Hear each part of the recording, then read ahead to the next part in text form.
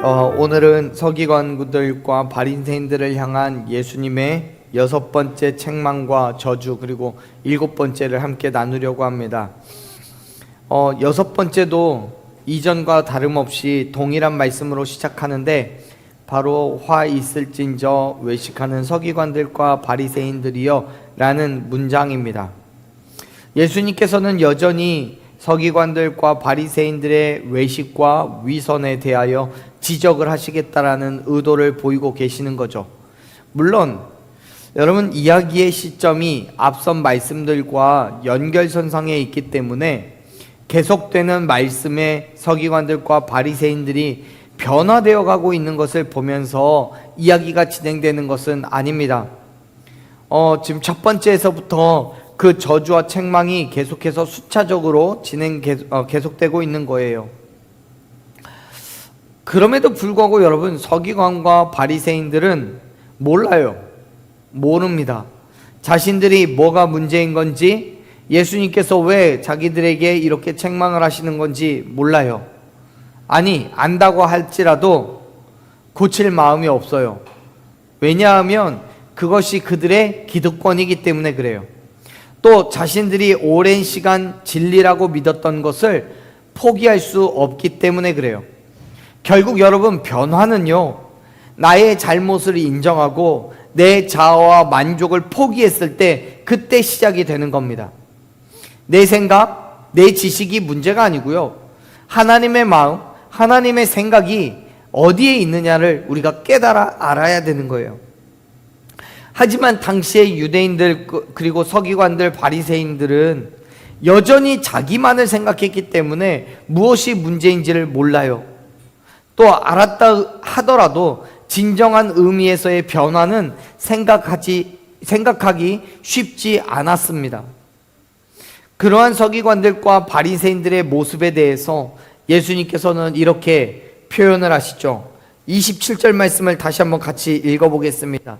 읽습니다. 화 있을진저 외식하는 서기관들과 바리새인들이여, 회칠한 무덤 같으니 겉으로는 아름답게 보이나 그 안에는 죽은 사람의 뼈와 모든 더러운 것이 가득하도다. 아멘.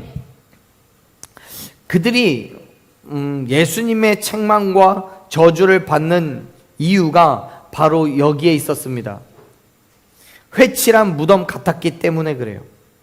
여기에서 회칠한 무덤이라는 것은 당시 유대인들이 유월절을 지키기 위해 다른 지역에서 예루살렘을 방문한 순례자들을 위한 것을 이야기합니다. 민수기 19장 16절을 보면 누구든지 들에서나 칼에 죽은 자 혹은 시체나 사람의 뼈나 무덤을 만지게 되면 7일 동안 부정하다라고 규정을 했습니다. 때문에 잘 알지도 못하고 무덤에 접촉하여서 부정하게 되는 것을 예방하기 위해 무덤에 석회를 칠해서 하얗게 만들게 되죠. 눈에 잘 띄게 했던 거예요. 예수님 당시의 무덤은 원래는 동굴 형태를 가지고 있었습니다. 우리가 잘 이해하고 있는 그 예수님의 무덤처럼 말이죠. 그런데 나중에는 토굴의 형태로 변화되어 갑니다. 땅을 파고 땅 밑으로 굴을 파고 그곳에 시신을 매장하는 거예요. 그런데 문제는 예전에 우리나라의 무덤의 형태같이 봉분을 만들어서 여기에 무덤이 있다는 것을 확실하게 알려주는 그런 게 아니라 주변의 땅과 같은 높이로 매장하는 소위 그 평토장이라는 것으로 했었습니다. 그렇기 때문에 표식이 없으면 무덤인 줄을 알 수가 없는 거예요. 그러니 앞서 말씀드린 것처럼 다른 지역에서 순례자들이 오게 되면 무덤인 줄 모르고 무덤 위를 지나가거나 밟게 되는 그런 일들이 벌어지는 거예요.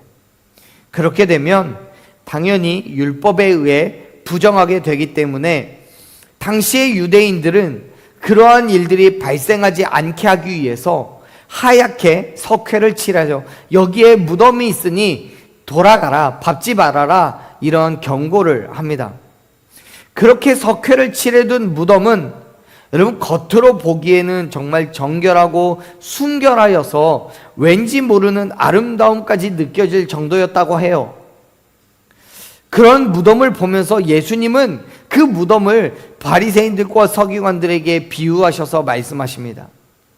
왜냐하면 그들이 겉으로 보기에는 그렇게 정결하고 순결해 보이기까지 했기 때문에 그래요.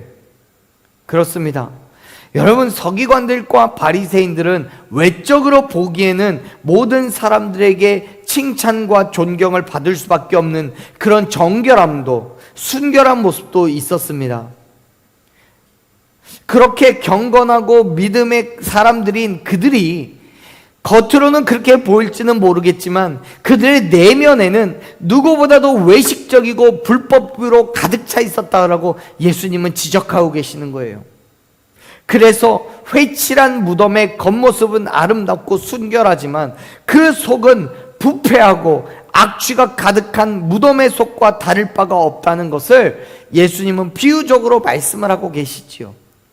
사랑하는 여러분, 회칠한 무덤과도 같은 서기관과 바리새인들은 여러분, 외적으로 볼 때는 너무나도 나무랄 데 없이 깨끗하고 아름다운 삶을 살아가고 있었지만 그들의 내면에는 지극히 이기적이고 인간적인 더럽고 추한 모습이 있었다는 것을 우리는 기억해야 합니다. 자기의 욕심과 만족과 자랑을 위하여서 율법을 지켜 행했을 뿐만 아니라 그 행위를 오히려 자랑하고 다른 사람의 칭찬과 존경을 얻고자 했기 때문에 그래요. 그래서 예수님 말씀하시는 거예요. 겉으로는 아름답게 보이지만 그 안에는 죽은 사람의 뼈와 모든 더러운 것이 가득하다고요. 회칠한 무덤과도 같이 겉으로는 사람들에게 옳게 보이고 아름답게 보이고 정결하게 보이지만 그들의 안에는 외식과 불법이 가득하다고요.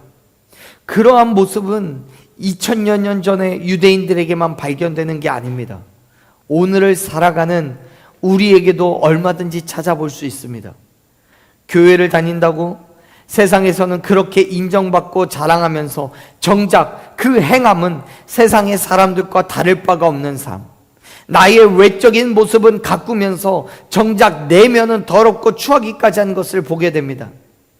지난주에도 잠깐 말씀드렸듯이 정말 많은 사람들 가운데에서는 내가 목회자라고, 찬양의 인도자라고, 리더라고 앞에 서서 그렇게 경건한 척, 그렇게 하나님을 섬기는 척, 그렇게 믿음이 뛰어난 척 하지만 뒤에 가서는 정말 더럽기가 한이 없는 성추행을 하고 성폭행을 하고 또 많은 사람들로부터 손가락질을 당할 만큼 그렇게 더러운 삶을 살아가고 있는 것을 보게 됩니다. 인간적인 욕심과 자랑으로 다른 사람을 깎아내리고 질투와 시기로 분열과 분쟁을 일으키는 것이 우리의 죄성인 것 같습니다.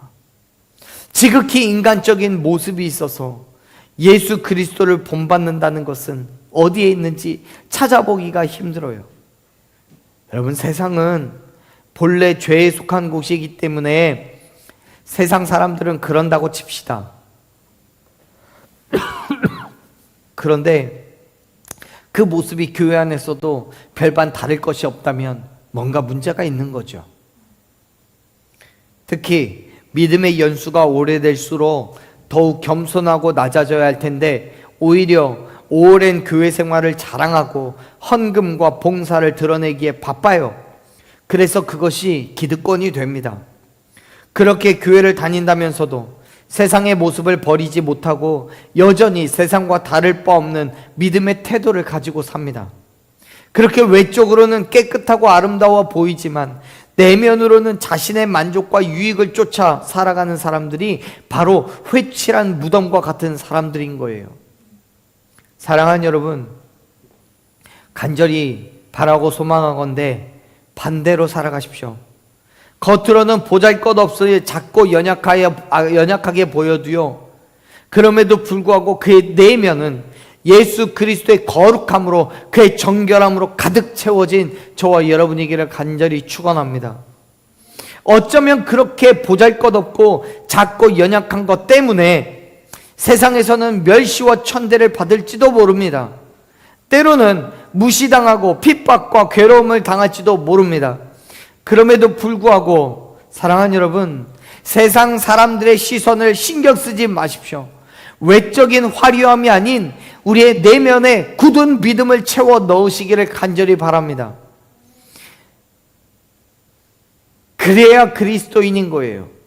내 자랑, 내 만족, 내 유익을 위한 삶이 아니라 내 안에 예수 그리스도의 정결함과 예수 그리스도의 거룩함으로 가득 찬, 정말 예수 그리스도의 임재로 충만한 그리스도인 된 삶의 모습으로 세상 가운데 나아갈 때에 아무리 더럽고 한이 없는, 더럽기가 한이 없는 그러한 옷을 입고 있다 할지라도 우리에게 예수 그리스도의 밝은 빛이 비춰지게 될 줄로 믿습니다.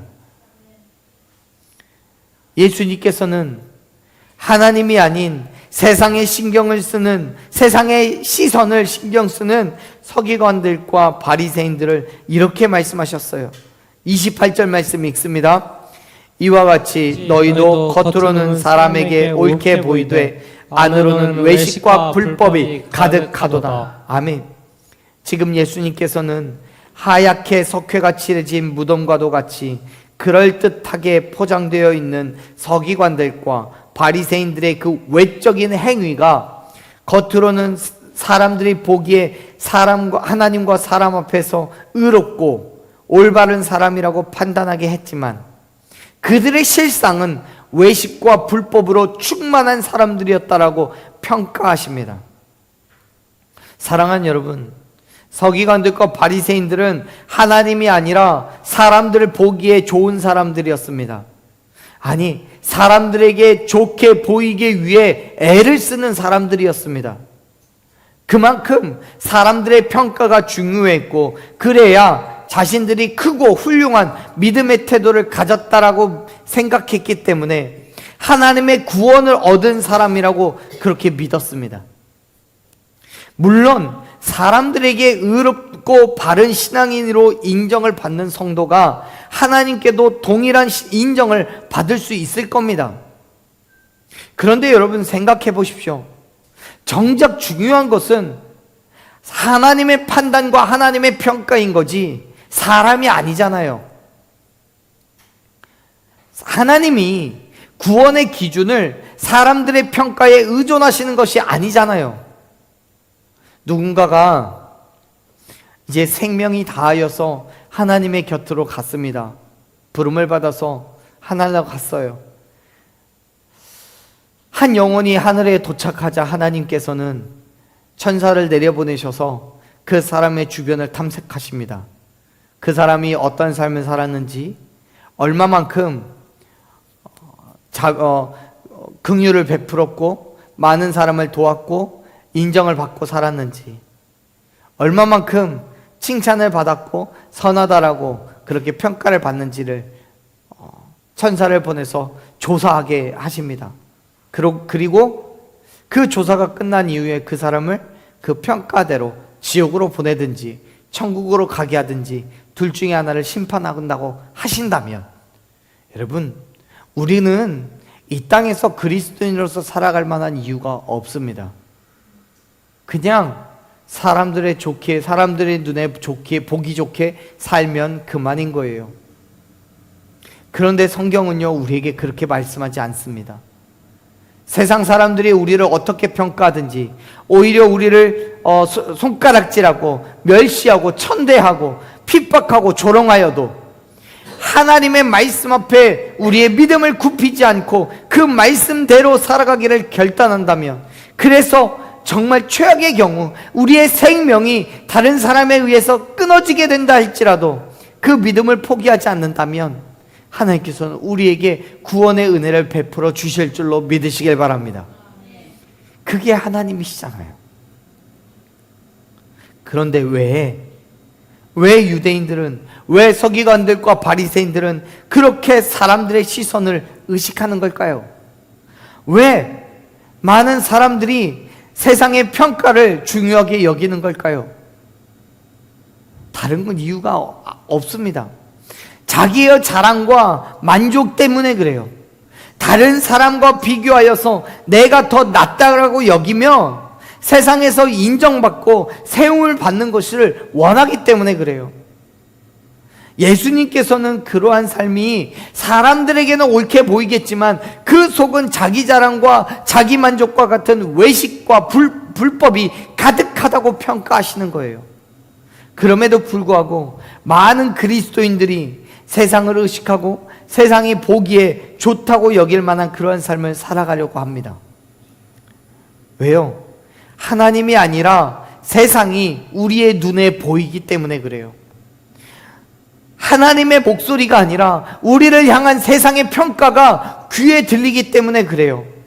세상이 그것을 원하고 그것이 맞다라고 말하기 때문에 그래요. 뿐만 아니라 대부분이 그렇게 살아가며 세상 속에서 성공했다고 말하는 그런 삶의 결과를 이루었기 때문에 그래요.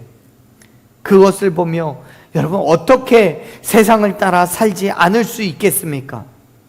그러나 사랑하는 여러분, 하나님이 아니라 세상을 바라보며 자기 자랑과 만족을 위하여 살아간다면 하나님의 책망은 결코 피할 수 없음을 믿으시길 바랍니다. 이사야서 13장 19절에서 하나님께서 그렇게 말씀하십니다. 세상에서 영광을 누리며 사람의 자랑이 되는 그 바벨론을 소돔과 고모라 같이 멸망시켜 버리실 거라고요. 사랑하는 여러분, 우리의 시선이 세상이 아닌 하나님께만 있기를 간절히 축원합니다. 하나님을 의식하며 하나님을 바라보며 살아가는 우리가 되기를 간절히 축원합니다. 내 자랑, 내 만족, 내 욕심이 아니라 하나님의 영광을 위하여 살아가십시오. 물론 우리는 여전히 이 악한 세대 가운데 살아가고 있기 때문에 또 우리의 힘과 능력으로는 결코 감당할 수 없을 만큼 크고 높은 하나님의 기준을 맞출 수가 없기 때문에 그 삶이 힘들고 어려운 것은 당연합니다.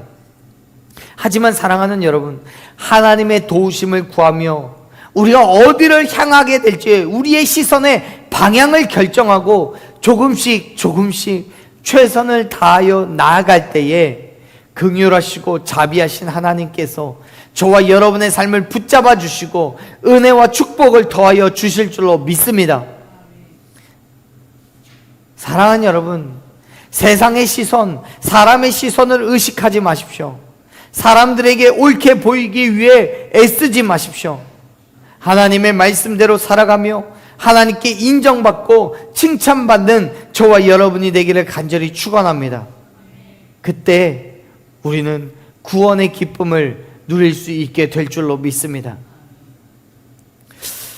29절에서부터는 예수님의 마지막 7번째 저주와 책망이 기록되어 있습니다. 이 7번째의 저주는 앞에 있는 6가지의 내용에 결론을 맺는 것과 같은 성격을 지닌 말씀인데요, 우리 29절을 먼저 읽어보겠습니다. 읽습니다. 화 있을진저 외식하는 서기관들과 바리새인들이여, 너희는 선지자들의 무덤을 만들고 의인들의 비석을 꾸미며 이르되. 아멘. 예수님께서 책망하고 저주하시는 그 서기관들과 바리새인들의 그 외식적이고도 자기 자랑과 자기 만족적인 행함은 결국 선지자와 의인의 죽음을 가져다 주는 결과가 있을 거라고 선언합니다. 그래서 말씀하시는 거예요. 너희는 선지자들의 무덤을 만들고 의인들의 비석을 꾸민다고요.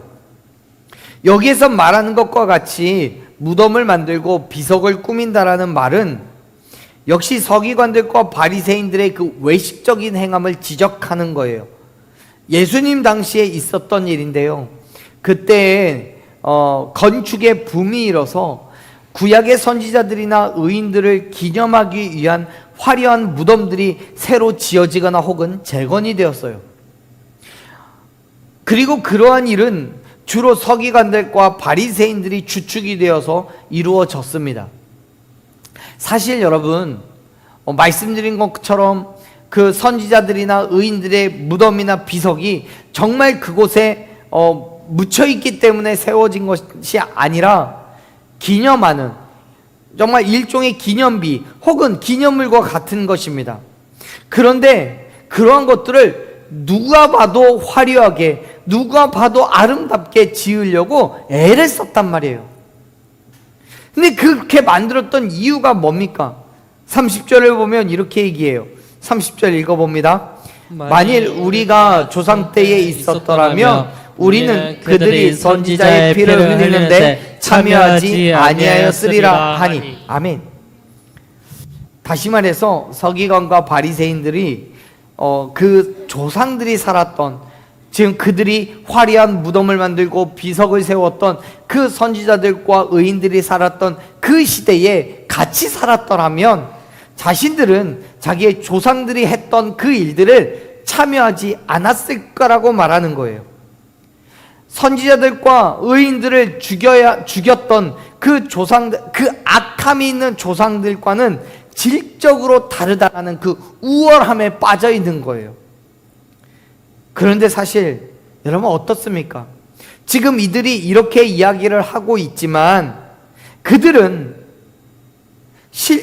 실제적인 삶은 어떻습니까? 예수님을 괴롭히고 모함하고 핍박할 뿐만 아니라 침례 요한을 죽이는 데에 온 힘을 다하기까지 했습니다. 결국 겉으로는 자신들의 조상들과는 다르다라고 말하지만 실제적인 삶과 행위는 선지자들을 핍박하고 죽인 조상들과 다를 바가 없었던 거예요. 그래서 말씀하는 거예요. 31절 읽습니다. 그러면 너희가 선지자를 죽인 자의 자손임을 스스로 증명함이로다. 아멘. 예수님께서 말씀하시죠.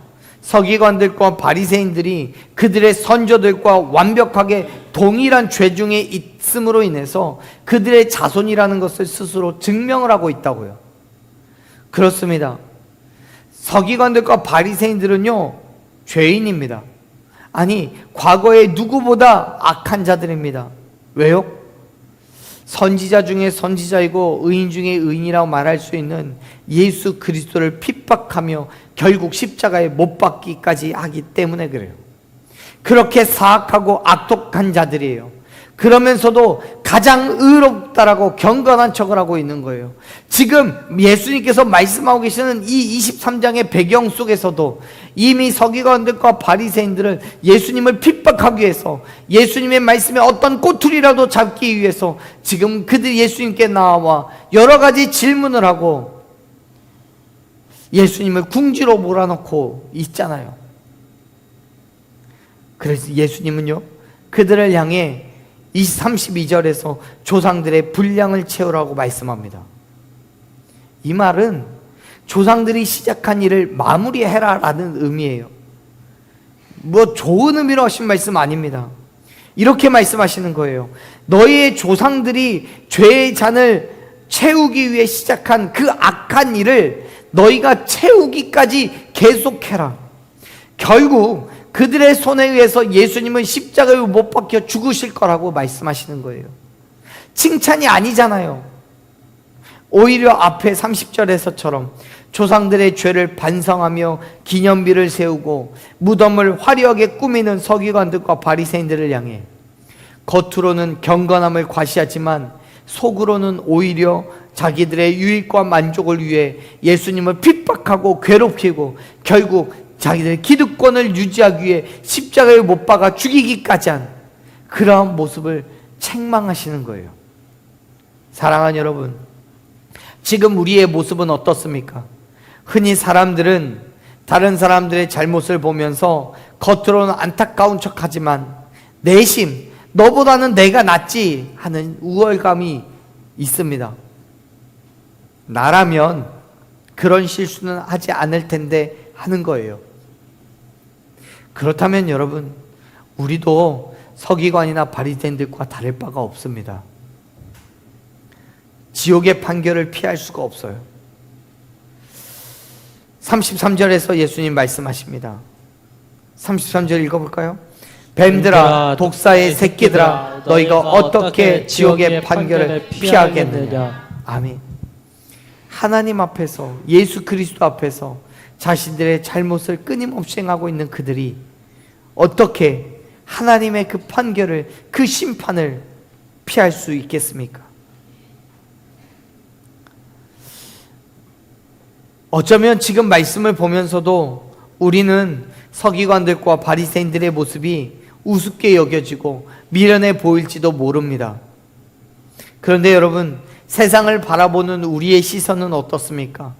낮고 천한 모습으로 이 땅에 오신 예수 그리스도를 어떤 시선으로 바라보며 또 얼마나 섬기고 계십니까?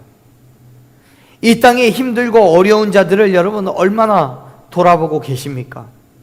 간절히 바라고 소망하건대 사랑하는 여러분, 나라면이라는 그 잘못된 우월의식을 버리시기를 바랍니다. 갈라디아서 6장 1절에서 사도 바울은 말씀합니다. 나를 바라보고 살펴보아 시험을 받을까 두려워하라고요.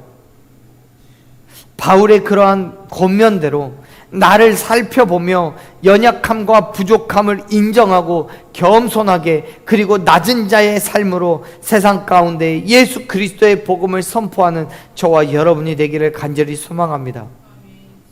예수님께서는 여러분 우리에게 완전함을 기대하시지 않아요. 왜요? 애당초 우리는 불완전하니까요. 완전할 수가 없으니까요. 죄가 있잖아요. 여전한 죄가 있으나 그냥 하나님의 은혜로 예수 그리스도의 물과 피로 의롭다라고 인정된 것 뿐이에요. 하나님은 그러한 우리가 하나님 앞에 굴복하고 하나님 앞에 붙잡혀 살아가기를 기대하시는 거예요. 사랑하는 여러분, 겸손하게 하나님께로 나아가십시오. 작고 연약한 우리의 부족함을 고백하며 하나님의 도우심을 구하십시오. 나를 통하여서 하나님의 나라가 세워지고 그의 뜻이 이루어지는 데 사용되기를 기대하면서 세상이 아니라 하나님을 바라보며 나아가십시오. 그때 하나님께서 우리에게 역사하시는 거예요. 그때 우리를 통해 크고 놀라운 일을 이루어 가시는 거예요. 사랑하는 여러분, 하나님만 바라보며 세상 가운데 우리의 삶을 다 내려놓고 오직 예수 그리스도의 복음만 바라보고 그의 십자가를 붙잡고 한 걸음 한 걸음 담대하게 하나님의 영광을 이루며 나아갈 때에 하나님께서 저와 여러분에게 은혜와 축복으로 더하여 주실 줄로 믿습니다. 회칠한 무덤같이 겉으로만 경건한 척, 겉으로만 보기에 좋은 척 하지 말고요. 우리의 온 마음 다하여서 진짜 예수 그리스도를 믿고 바라보고 의지하며 나아가는 저와 여러분이 되기를 간절히 축원합니다.